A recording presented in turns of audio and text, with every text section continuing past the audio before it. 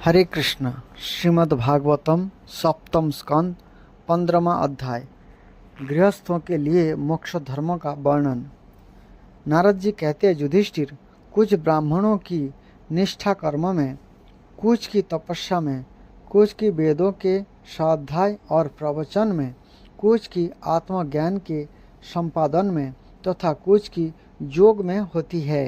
गृहस्थ पुरुषों को चाहिए कि श्राद्ध अथवा देव पूजा के अवसर पर अपने कर्मों का अक्षय फल प्राप्त करने के लिए ज्ञान निष्ठ पुरुषों को ही हव्य कव्य का दान करे। यदि वह ना मिले तो जोगी, प्रवचनकार आदि को यथायोग्य और यथाक्रम देना चाहिए। देव कार्यों में 2 और पितृ कार्यों में 3 अथवा दोनों में एक ब्राह्मण को भोजन कराना चाहिए। अत्यंत धनी होने पर भी श्राद्ध कर्म में अधिक विस्तार नहीं करनी चाहिए, क्योंकि सागे संबंधी आदि सज्जनों को देने से और विस्तार करने से देश कालोचित श्रद्धा पदार्थ, पात्र और पूजन आदि ठीक ठीक नहीं हो पाते। देश और काल के प्राप्त होने पर ऋषि मुनियों के भोजन करने योग्य शुद्ध हविष्यान्न भगवान को भोग लगाकर श्रद्धा से विधि पूर्वक योग्य पात्र को देना चाहिए। यह समस्त कामनाओं को पूर्ण करने वाला और अक्षय होता है। देवता, ऋषि, पितर, अन्न प्राणी, स्वजन और अपने आप को भी अन्न का विभाजन करने के समय परमात्मा स्वरूप ही देखे। धर्म का मर्म जानने वाला पुरुष श्राद्ध में मांस का अर्पण ना करे और ना स्वयं ही उसे खाए, क्योंकि पितरों को, ऋषि मुनियों को योग्य हविष्यान्न से जैसी प्रसन्नता होती है, ऐसी पशु हिंसा से नहीं होती। जो लोग स्वधर्म पालन की अभिलाषा रखते हैं, उनके लिए इससे बढ़कर और कोई धर्म नहीं है कि किसी भी प्राणी को मन, वाणी और शरीर से किसी प्रकार का कष्ट ना दिया जाए। इसी से कोई यज्ञ तत्व को जानने वाले ज्ञानी ज्ञान के द्वारा प्रज्वलित आत्मसंयम रूप अग्नि में इन कर्ममय यज्ञ का हवन कर देते हैं और बाह्य कर्म कलापों से उपरत हो जाते हैं। जब कोई इन द्रव्यमय यज्ञ से यजन करना चाहता है, तब सभी प्राणी डर जाते हैं। ये सोचने लगते हैं कि वह अपने प्राणों का पोषण करने वाला निर्दयी मूर्ख मुझे अवश्य मार डालेगा। इसलिए धर्मज्ञ मनुष्य को वही उचित है कि प्रतिदिन प्रारब्ध के द्वारा प्राप्त मुनि जनोचित हविष्यान्न से ही अपने नित्य और नैमित्तिक कर्म करे तथा उसी से सर्वदा संतुष्ट रहे। अधर्म की 5 शाखाएं हैं: विधर्म, परधर्म, आभास, उपमा और छल। धर्मज्ञ पुरुष अधर्म के समान ही इनका भी त्याग कर दे। जिस कार्य को धर्म बुद्धि से करने पर भी अपने धर्म में बाधा पड़े, वह विधर्म है। किसी अन्न के द्वारा अन्य पुरुषों के लिए उपदेश किया हुआ धर्म परधर्म है। पाखंड या दंभ का नाम उपधर्म अथवा उपमा है। शास्त्र के वचनों का दूसरे प्रकार का अर्थ कर देना छल है। मनुष्य अपने आश्रम के विपरीत स्वेच्छा से जिसे धर्म मान लेता है, वह आभास है। अपने अपने स्वभाव के अनुकूल जो वर्णाश्रमोचित धर्म है, वह भला किसे शांति नहीं देते। धर्मात्मा पुरुष निर्धन होने पर भी धर्म के लिए अथवा शरीर निर्वाह के लिए धन प्राप्त करने की चेष्टा ना करे, क्योंकि जैसा बिना किसी प्रकार की चेष्टा किए अजगर की जीविका चलती ही है, वैसे ही निवृत्ति परायण पुरुषों की निवृत्ति ही उसकी जीविका का निर्वाह कर देता है। जो सुख अपनी आत्मा में रमण करने वाले निष्क्रिय संतोषी पुरुषों को मिलता है, वह उस मनुष्य को भला कैसे मिल सकता है।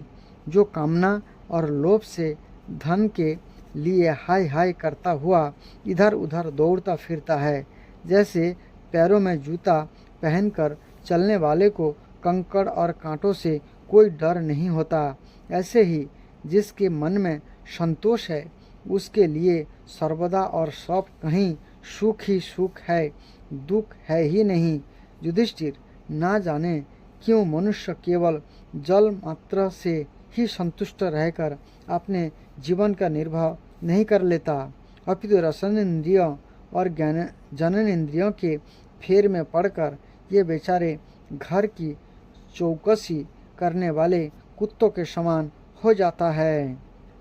जो ब्राह्मण संतोषी नहीं है, इंद्रियों की लोलुपता के कारण उसके तेज, विधा, तपस्या और जस क्षीण हो जाते हैं और वह विवेक भी खो बैठता है। भूख और प्यास मिट जाने पर खाने पीने की कामना का अंत हो जाता है। क्रोध भी अपना काम पूरा करके शांत हो जाता है। परंतु यदि मनुष्य पृथ्वी की समस्त दिशाओं को जीत ले और भोग ले, तब भी लोभ का अंत नहीं होता। अनेक विषयों के ज्ञाता शंकाओं का समाधान करके चित्त में शास्त्रोक्त अर्थों को बैठा देने वाले और दिव्य भावों के सभापति बड़े बड़े विद्वान भी असंतोष के कारण गिर जाते हैं। धर्मराज, संकल्प के परित्याग से, काम को कामनाओं के त्याग से, क्रोध को संसारी लोग जिसे अर्थ कहते हैं उसे अनर्थ समझकर, लोभ को और तत्व के विचार से भय को जीत लेना चाहिए।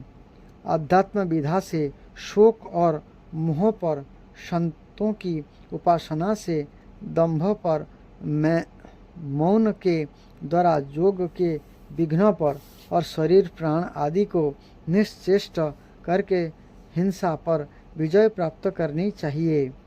अधिभौतिक दुखों को दया के द्वारा, अधिदैविक वेदना को समाधि के द्वारा और आध्यात्मिक दुख को योग बल से एवं निद्रा को सात्विक भोजन, स्थान, संग आदि के सेवन से जीत लेना चाहिए। सत्व गुण के द्वारा रजोगुण एवं तमोगुणों पर और उपरति के द्वारा सत्व गुण पर विजय प्राप्त करनी चाहिए। श्री गुरुदेव की भक्ति के द्वारा साधन इन सभी दोषों पर सुगमता से विजय प्राप्त कर सकता है। हृदय में ज्ञान का दीपक जलाने वाले गुरुदेव साक्षात भगवान ही है। जो दुर्बुद्धि पुरुष उन्हें मनुष्य समझता है, उसका समस्त शास्त्र श्रवण हाथी के स्नान के समान व्यर्थ है। बड़े बड़े योगेश्वर जिनके चरण कमलों का अनुसंधान करते रहते हैं, प्रकृति और पुरुषों के अधीश्वर ये स्वयं भगवान ही गुरुदेव के रूप में प्रकट है। इन्हें लोग भ्रम से मनुष्य मानते हैं। शास्त्रों में जितने भी नियम संबंधी आदेश है, उनका एकमात्र तात्पर्य वही है कि काम, क्रोध, लोभ, मोह, मद और मत्सर्य इन 6 शत्रुओं पर विजय प्राप्त कर ली जाए, अथवा 5 इंद्रियां और मन ये 6 बस में हो जाए। ऐसा होने पर भी यदि उन नियमों के द्वारा भगवान के ध्यान, चिंतन आदि की प्राप्ति नहीं होती, तो उन्हें केवल श्रम ही श्रम समझना चाहिए। जैसा खेती, व्यापार आदि और उनके फल भी योग साधनों के फल भगवत प्राप्ति या मुक्ति को नहीं दे सकते, ऐसे ही दुष्ट पुरुषों के स्रोत स्मार्थ कर्म भी कल्याणकारी नहीं होते। प्रत्युत उल्टा फल देते हैं। जो पुरुष अपने मन पर विजय प्राप्त करने के लिए उद्धत हो, यह आसक्ति और परिग्रह का त्याग करके संन्यास ग्रहण करे, एकांत में अकेला ही रहे और भिक्षावृत्ति से शरीर निर्वाह मात्र के लिए स्वल्प और परिमित भोजन करे, युधिष्ठिर पवित्र और समान भूमि पर अपना आसन बिछाएं और सीधे स्थिर भाव से समान और सुख कर आसन से उठ उस पर बैठकर ओंकार का जप करें। जब तक मन संकल्प विकल्पों को छोड़ ना दे तब तक नासिका के अग्रभाग पर दृष्टि जमाकर पूरक, कुंभक और रेचक द्वारा प्राण तथा अपान की गति को रोके। काम की चोट से घायल चित्त इधर उधर चक्कर काटता हुआ जहाँ जहाँ जाए विद्वान पुरुष को चाहिए कि वह वहाँ से उसे लौटा लाए और धीरे धीरे हृदय में रोके। जब साधक निरंतर इस प्रकार का अभ्यास करता है तब ईंधन के बिना जैसे अग्नि बुझ जाती है वैसे ही थोड़े समय में उसका चित्त शांत हो जाता है। इस प्रकार जब काम वासनाएं चोट करना बंद कर देती है और समस्त वृत्तियां अत्यंत शांत हो जाती है तब चित्त ब्रह्मानंद के संपर्श में मग्न हो जाता है और फिर उसका कभी उत्थान नहीं होता। जो सन्यासी पहले तो धर्म, अर्थ और काम के मूल कारण गृहस्थ आश्रम का परित्याग कर देता है और फिर उन्हीं का सेवन करने लगता है, वह निर्लज्ज, अपने उगले हुए को खाने वाला कुत्ता ही है।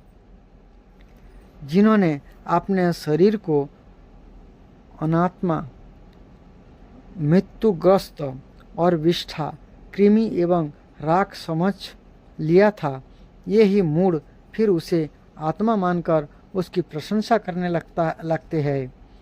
कर्म त्यागी गृहस्थ, व्रत त्यागी ब्रह्मचारी, गांव में रहने वाला तपस्वी अर्थात वानप्रस्थ और इंद्रिय लोलुप सन्यासी, ये चारों आश्रम की कलंक है और व्यर्थ ही आश्रमों का ढोंग करते हैं। भगवान की माया से विमोहित उन मूढ़ों पर तरस खाकर उनकी उपेक्षा कर देनी चाहिए। आत्मज्ञान के द्वारा जिसकी सारी वासनाएं निर्मूल हो गई है और जिसने अपने आत्मा को परब्रह्म स्वरूप जान लिया है, यह किस विषय की इच्छा और किस भोक्ता की तृप्ति के लिए इंद्रिय लोलुप होकर अपने शरीर का पोषण करेगा। उपनिषदों में कहा गया है कि शरीर रथ है, इंद्रियां घोड़े है, इंद्रियों का स्वामी मन लगाम है, शब्द आदि विषय मार्ग है, बुद्धि सारथी है, चित्त ही भगवान के द्वारा निर्मित बांधने की विशाल रस्सी है, 10 प्राण धुरी है, धर्म और अधर्म पहिए है और इनका अभिमानी जीव रथी कहा गया है। अहंकार ही उस रथी का धनुष है। शुद्ध जीवात्मा बाण और परमात्मा लक्ष्य है। इस अहंकार के द्वारा अंतरात्मा को परमात्मा में लीन कर देना चाहिए। राग, द्वेष, लोभ, शोक, मोह, भय, मद, मान, अपमान, दूसरों के गुणों में दोष निकालना, छल, हिंसा, दूसरों की उन्नति देखकर जलना, तृष्णा, प्रमाद, भूख और नींद, ये सब और ऐसे ही जीवों के और भी बहुत से शत्रु है। उनमें रजोगुण और तमोगुण प्रधान वृत्तियाँ अधिक है। कहीं कहीं कोई सत्व गुण प्रधान ही होती है। यह मनुष्य शरीर रूप रथ जब तक अपने बस में है और इसके इंद्रिय, मन आदि सारे साधन अच्छी दशा में विद्यमान है, तभी तक श्री गुरुदेव के चरण कमलों की सेवा पूजा से सन धराई हुई ज्ञान की तीखी तलवार लेकर भगवान के आश्रय से इन शत्रुओं का नाश करके अपने स्वराज्य सिंहासन पर विराजमान हो जाए और फिर अत्यंत शांत भाव से इस शरीर का भी परित्याग कर दे।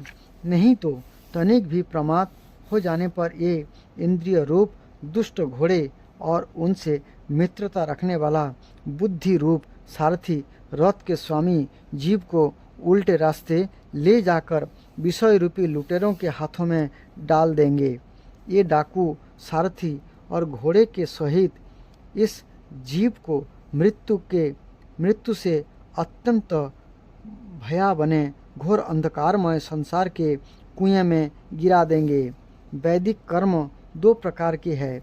एक तो ये जो वृत्तियों को उनके विषयों की ओर ले जाते हैं, प्रवृत्ति परक, और दूसरे ये जो वृत्तियों को उनके विषयों की ओर से लौटाकर शांत एवं आत्म साक्षात्कार के योग्य बना देते हैं। निवृत्ति परक।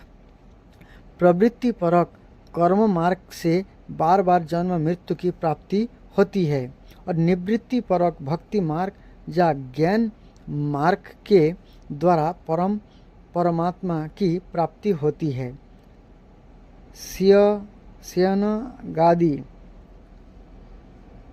शयन जागादि हिंसामय कर्म, अग्निहोत्र, दर्श, पूर्णमास, चातुर्मास, पशुजाग, सोमजग, वैश्यदेव, बलिहरण आदि द्रव्यमय कर्म इष्ट कहलाते हैं और देवालय, बागीचा, कुआं आदि बनवाना तथा प्याव आदि लगाना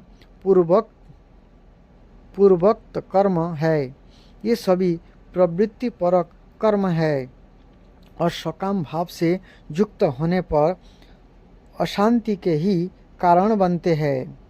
प्रवृत्ति परायण पुरुष मरने पर चोरु, पुरोडशादि यज्ञ संबंधी द्रव्य के सूक्ष्म भाग से बना हुआ शरीर धारण कर धूमाभिमानी देवताओं के पास जाता है। फिर क्रमशः रात्रि, कृष्ण पक्ष और दक्षिणायन के अभिमानी देवताओं के पास जाकर चंद्रलोक में पहुंचता है। वहां से भोग समाप्त होने पर अमावस्या के चंद्रमा के समान क्षीण होकर वृष्टि द्वारा क्रमशः औषधि, लता, अन्न और वीर्य के रूप में परिणत होकर पितृयान मार्ग से पुनः संसार में ही जन्म लेता है।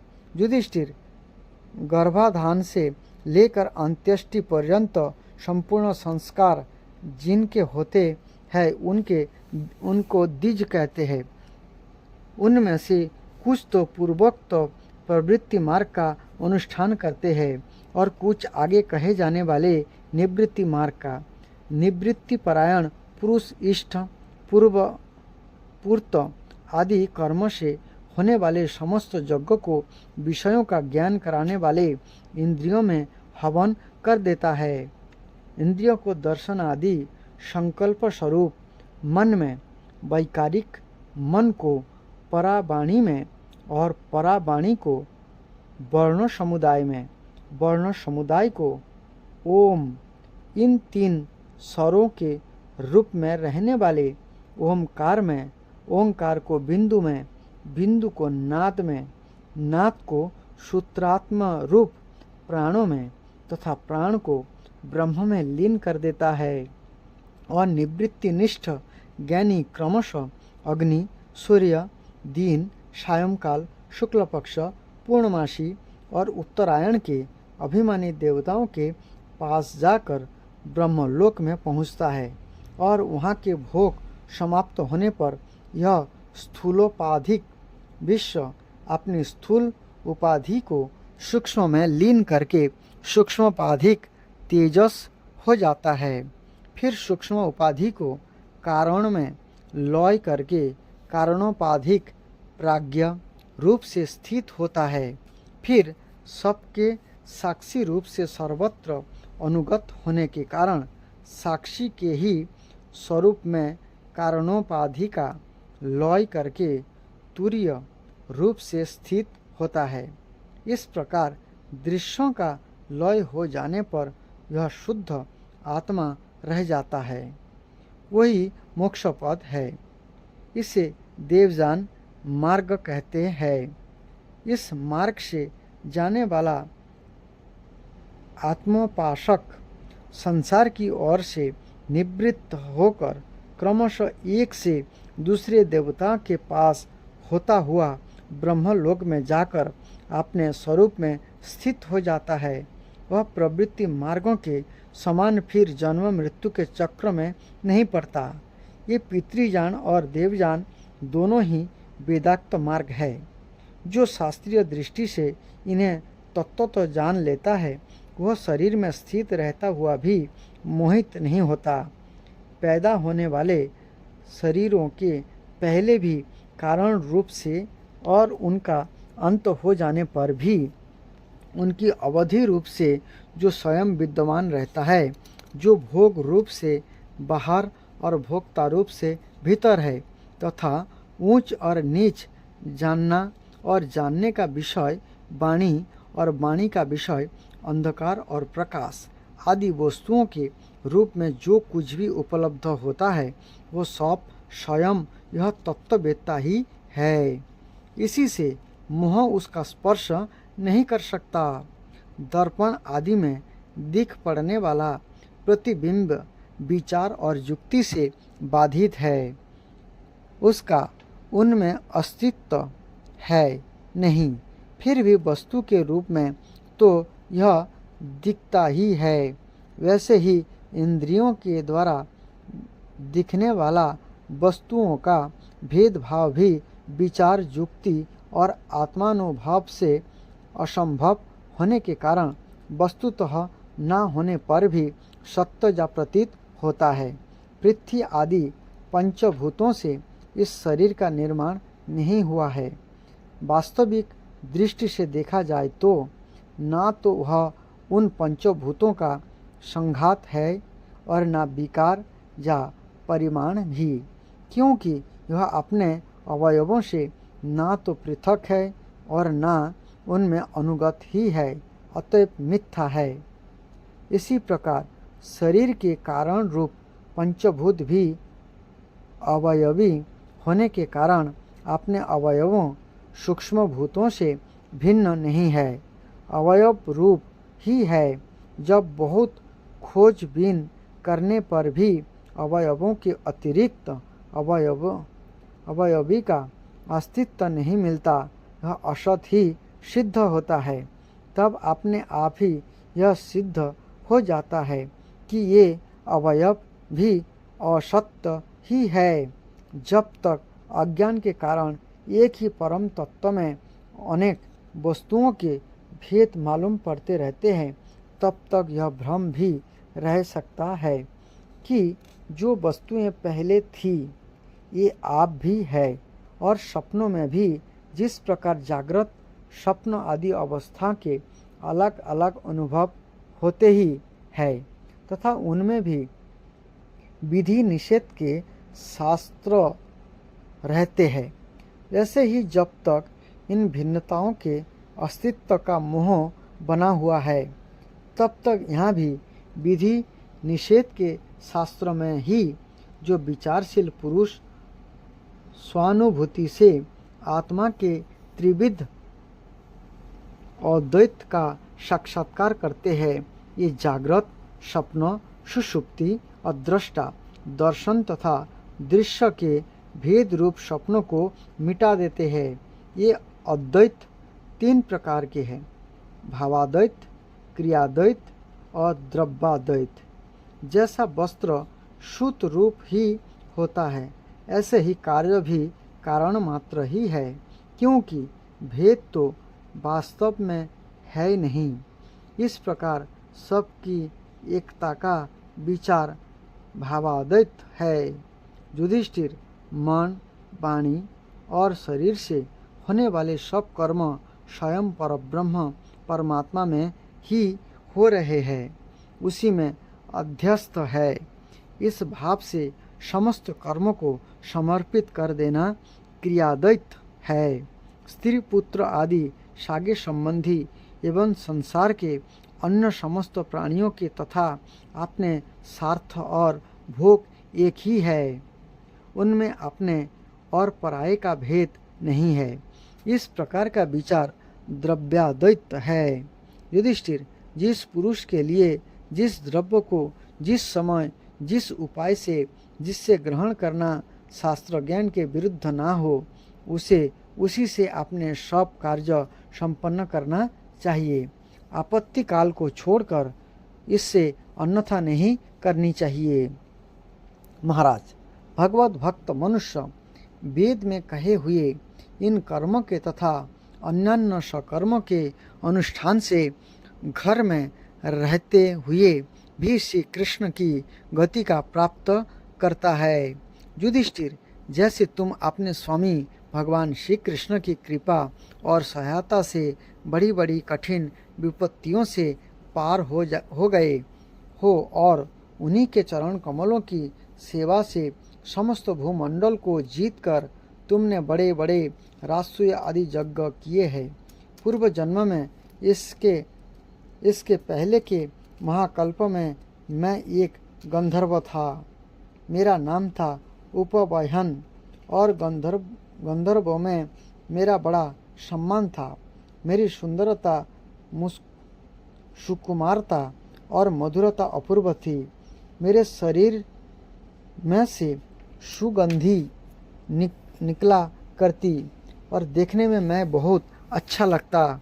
स्त्रियां मुझसे बहुत प्रेम करती और मैं सदा प्रमाद में ही रहता। मैं अत्यंत विलासी था। एक बार देवताओं के यहाँ ज्ञान सत्र हुआ। उसमें बड़े बड़े प्रजापति आए थे। भगवान की लीला का गान करने के लिए उन लोगों ने गंधर्व और अप्सराओं को बुलाया। मैं जानता था कि यह संतों का समाज है और यहाँ भगवान की लीला का ही गान होता है।